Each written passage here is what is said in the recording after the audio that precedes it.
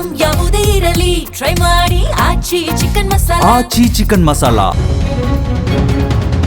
ಉತ್ತರ ಕರ್ನಾಟಕದ ಜಿಲ್ಲೆಗಳ ಹೆಬ್ಬಾಗಿಲು ಅಂತಲೇ ಹೆಸರುವಾಸಿಯಾಗಿರುವ ಕ್ಷೇತ್ರ ಹಾವೇರಿ. ಸಾಂಸ್ಕೃತಿಕವಾಗಿಯೂ ಇದು ಅತ್ಯಂತ ಶ್ರೀಮಂತ ನೆಲ.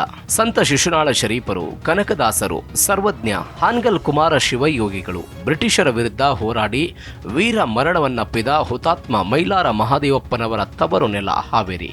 ಇಂಥ ಸಾಮರಸ್ಯದ ನೆಲದಲ್ಲಿ ಇತ್ತೀಚೆಗೆ ಕೋಮುವಾದಿ ರಾಜಕಾರಣ ಮೇಲುಗೈ ಸಾಧಿಸುತ್ತಿದೆ. ಉತ್ತರ ಕರ್ನಾಟಕದ ಜಿಲ್ಲೆಗಳ ಹೆಬ್ಬಾಗಿಲು ಅಂತಲೇ ಹೆಸರುವಾಸಿಯಾಗಿರುವ ಹಾವೇರಿ ವಿಧಾನಸಭಾ ಕ್ಷೇತ್ರ ಜಿಲ್ಲಾ ಕೇಂದ್ರವೂ ಹೌದು. ಹಾವೇರಿ ಜಿಲ್ಲೆಯು ಸಾಂಸ್ಕೃತಿಕವಾಗಿ ಶ್ರೀಮಂತ ಜಿಲ್ಲೆ. ಕಾದಂಬರಿ ಪಿತಾಮಹ ಗಳಗನಾಥರು, ಗಾನಯೋಗಿ ಪಂಚಾಕ್ಷರಿ ಗವಾಯಿಗಳು, ಜ್ಞಾನಪೀಠ ಪ್ರಶಸ್ತಿ ಪುರಸ್ಕೃತ ಡಾಕ್ಟರ್ ವಿನಾಯಕ ಕೃಷ್ಣ ಗೋಕಾಕರು ಮುಂತಾದ ಮಹನೀಯರು ಜನಿಸಿದ ಜಿಲ್ಲೆ ಹಾವೇರಿ. ಇಂತಹ ಜಿಲ್ಲೆಯಲ್ಲಿ ರುದ್ರಪ್ಪ ಲಮಾಣಿ ಮುಖಾಂತರ ಕಾಂಗ್ರೆಸ್ ಜಯ ಗಳಿಸಿದೆ. ಹಾಲಿ ಶಾಸಕ ರುದ್ರಪ್ಪ ಲಮಾಣಿ, ರುದ್ರಪ್ಪ ಮಾನಪ್ಪ ಲಮಾಣಿ ಪ್ರಸ್ತುತ ಕರ್ನಾಟಕ ವಿಧಾನಸಭೆಯ ಉಪಸಭಾಧ್ಯಕ್ಷರಾಗಿ ಕಾರ್ಯನಿರ್ವಹಿಸ್ತಾ ಇರುವ ಇವರು ಕಾಂಗ್ರೆಸ್ ಪಕ್ಷದ ಸಕ್ರಿಯ ಬಂಜಾರ ಸಮುದಾಯದ ಪ್ರಭಾವಿ ನಾಯಕ.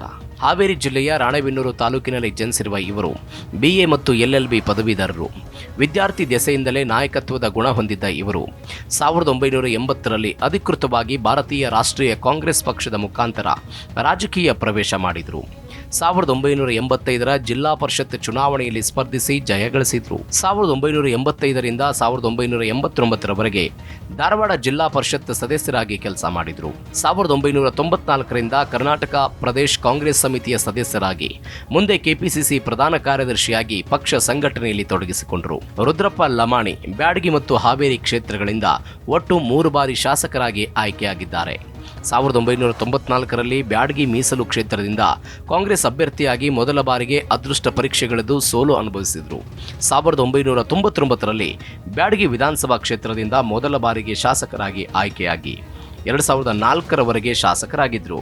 2013ರಲ್ಲಿ ಹಾವೇರಿ ವಿಧಾನಸಭಾ ಕ್ಷೇತ್ರಕ್ಕೆ ಸ್ಥಳಾಂತರಗೊಂಡು 32,000ಕ್ಕೂ ಹೆಚ್ಚು ಭಾರಿ ಮತಗಳ ಅಂತರದಿಂದ ಗೆಲುವು ಸಾಧಿಸಿದ್ರು. ಈ ಅವಧಿಯಲ್ಲಿ ಸಿದ್ದರಾಮಯ್ಯನವರ ಸಂಪುಟದಲ್ಲಿ ಜವಳಿ ಮತ್ತು ಮುಜರಾಯಿ ಇಲಾಖೆಯ ಸಚಿವರಾಗಿ ಕಾರ್ಯನಿರ್ವಹಿಸಿದ್ರು. 2018ರಲ್ಲಿ ಹಾವೇರಿ ಕ್ಷೇತ್ರದಿಂದ ಸ್ಪರ್ಧಿಸಿ ಬಿಜೆಪಿಯ ನೆಹರು ಓಲೇಕಾರ್ ವಿರುದ್ಧ 11,304 ಮತಗಳ ಅಂತರದಿಂದ ಪರಾಭವಗೊಂಡರು. 2023ರಲ್ಲಿ ಹಾವೇರಿ ಕ್ಷೇತ್ರದಿಂದ ಬಿಜೆಪಿಯ ಗವಿಸಿದ್ದಪ್ಪ ದ್ಯಾಮಣ್ಣವರ್ ಅವರನ್ನ 11,915 ಮತಗಳ ಅಂತರದಿಂದ ಸೋಲಿಸಿ 3ನೇ ಬಾರಿಗೆ ಶಾಸಕರಾದರು. ಪರಿಶಿಷ್ಟ ಮೀಸಲು ಕ್ಷೇತ್ರದಲ್ಲಿ ಮೇಲ್ವರ್ಗದವರೇ ಹೆಚ್ಚು. 2008ರಲ್ಲಿ ನಡೆದ ವಿಧಾನಸಭಾ ಕ್ಷೇತ್ರಗಳ ಪುನರ್ ವಿಂಗಡಣೆಯ ಸಮಯದಲ್ಲಿ ಹಾವೇರಿ ವಿಧಾನಸಭಾ ಕ್ಷೇತ್ರದ ಆಕಾರ ಬದಲಾಯಿತು. ಲಿಂಗಾಯತ ಮತ್ತು ಕುರುಬ ಸಮುದಾಯದ ಜನಸಂಖ್ಯೆ ಹೆಚ್ಚಿರುವ ಈ ಕ್ಷೇತ್ರವನ್ನ ಪರಿಶಿಷ್ಟ ಜಾತಿ ಮೀಸಲು ಕ್ಷೇತ್ರ ಅಂತ ಘೋಷಿಸಲಾಯಿತು. 1957ರಿಂದ 2004ರವರೆಗೂ ಹಾವೇರಿ ಸಾಮಾನ್ಯ ಕ್ಷೇತ್ರವಾಗಿತ್ತು. ಆದರೆ 1994ರವರೆಗೆ ಹಾವೇರಿ ಲಿಂಗಾಯತ ಪಂಚಮಸಾಲಿ ಸಮುದಾಯದ ಅಘೋಷಿತ ಮೀಸಲು ಕ್ಷೇತ್ರದಂತಿತ್ತು. ಪ್ರತಿ ಚುನಾವಣೆಯಲ್ಲಿಯೂ ಪ್ರಮುಖ ಪಕ್ಷಗಳ ಎದುರಾಳಿಗಳು ಲಿಂಗಾಯತರೇ ಆಗಿರುತ್ತಿದ್ದರು. 1994ರಲ್ಲಿ ಕುರುಬ ಸಮುದಾಯದ ಬಸವರಾಜ ಶಿವಣ್ಣವರ್ ಜನತಾದಳದಿಂದ ಗೆಲ್ಲುವ ಮೂಲಕ ಕ್ಷೇತ್ರದ ರಾಜಕೀಯ ಸಮೀಕರಣ ಬದಲಿಸಿದರು. ಪ್ರಸ್ತುತ ಹಾವೇರಿ ಹೆಸರಿಗಷ್ಟೇ ಮೀಸಲು ಕ್ಷೇತ್ರವಾಗಿದ್ದು ರಾಜಕಾರಣ ನಿರ್ಧಾರವಾಗೋದು ಬಹುತೇಕ ಪಂಚಮಸಾಲಿ ಲಿಂಗಾಯತರಿಂದಲೇ. 2008ರಲ್ಲಿ ಕ್ಷೇತ್ರ ಮರು ವಿಂಗಡಣೆಯ ಬಳಿಕ ಹಾವೇರಿ ಪರಿಶಿಷ್ಟ ಜಾತಿಯ ಮೀಸಲು ಕ್ಷೇತ್ರವಾಯಿತು. ಮೀಸಲಾತಿ ಬದಲಾದ ಬಳಿಕ 2008ರಲ್ಲಿ ನಡೆದ ಚುನಾವಣೆಯಲ್ಲಿ ಅದುವರೆಗೂ ಮೀಸಲು ಕ್ಷೇತ್ರವಾಗಿದ್ದ ಪಕ್ಕದ ಬ್ಯಾಡಗಿಯಲ್ಲಿ ಶಾಸಕರಾಗಿದ್ದ ರುದ್ರಪ್ಪ ಲಮಾಣಿ ಕಾಂಗ್ರೆಸ್ ಅಭ್ಯರ್ಥಿಯಾಗಲು ಲಾಬಿ ನಡೆಸಿದ್ರು. ಆದರೆ ಸ್ಥಳೀಯ ಶಾರದಾ ಬೆಟಗೇರಿಗೆ ಅವಕಾಶವನ್ನು ಕಾಂಗ್ರೆಸ್ ಕೊಡ್ತು. ರುದ್ರಪ್ಪ ಲಮಾಣಿ ಕಾಂಗ್ರೆಸ್ ವಿರುದ್ಧ ಬಂಡಾಯಿ ಅಭ್ಯರ್ಥಿಯಾಗಿ ಸ್ಪರ್ಧಿಸಿ 23,002 ಮತಗಳನ್ನು ಪಡೆದು ಬಿಜೆಪಿ ಅಭ್ಯರ್ಥಿ ನೆಹರು ಓಲೇಕಾರ್ ಎದುರು 18,066 ಮತಗಳ ಅಂತರದಲ್ಲಿ ಸೋತರು.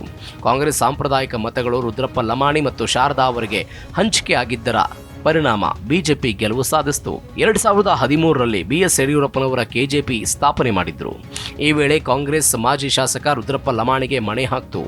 ಈ ಬಾರಿ ನೆಹರು ಓಲೇಕಾರ್ KJP ಅಭ್ಯರ್ಥಿಯಾಗಿ ಕಣಕ್ಕಿಳಿದರು. ಈ ವೇಳೆ ಕಾಂಗ್ರೆಸ್ನ ರುದ್ರಪ್ಪ ಲಮಾಣಿ 83,119 ಮತ ಪಡೆದು ಓಲೇಕಾರ್ ಎದುರು 30,208 ಮತಗಳ ಅಂತರದಿಂದ ಜಯಗಳಿಸಿದರು. ಸಿದ್ದರಾಮಯ್ಯನವರ ನೇತೃತ್ವದ ಕಾಂಗ್ರೆಸ್ ಸರ್ಕಾರದಲ್ಲಿ ರುದ್ರಪ್ಪ ಲಮಾಣಿ ಮುಜರಾಯಿ ಇಲಾಖೆಯ ಸಚಿವರು ಆದರು. 2018ರ ಚುನಾವಣೆಯ ವೇಳೆಗೆ ಲಿಂಗಾಯತರು ಒಳಪಂಗಡ ಭೇದ ಮರೆತು ಒಂದಾಗಿದ್ದರು. ಯಡಿಯೂರಪ್ಪ ಅವರನ್ನ ಮುಖ್ಯಮಂತ್ರಿ ಮಾಡೋದಕ್ಕೆ ಲಿಂಗಾಯತರು ನೆಹರು ಓಲೇಕಾರ್ ಅವರ ಮೇಲಿನ ಮುನಿಸು ಮರೆತರು. ಈ ಕಾರಣದಿಂದ ಓಲೇಕಾರ್ 86,565 ಮತ ಪಡೆದು ಕಾಂಗ್ರೆಸ್ನ ಲಮಾಣಿ ವಿರುದ್ಧ 11,304 ಮತಗಳ ಅಂತರದ ಗೆಲುವು ಸಾಧಿಸಿದರು. 2023ರಲ್ಲಿ ಕಾಂಗ್ರೆಸ್ನ ರುದ್ರಪ್ಪ ಲಮಾಣಿ ಬಿಜೆಪಿಯ ಗವಿಸಿದ್ದಪ್ಪ ದ್ಯಾಮಣ್ಣವರನ್ನ 11,915 ಮತಗಳ ಅಂತರದಿಂದ ಸೋಲಿಸಿ 3ನೇ ಬಾರಿಗೆ ಶಾಸಕರಾದರು. ಈ ಕ್ಷೇತ್ರದ ಜಾತಿ ಲೆಕ್ಕಾಚಾರ.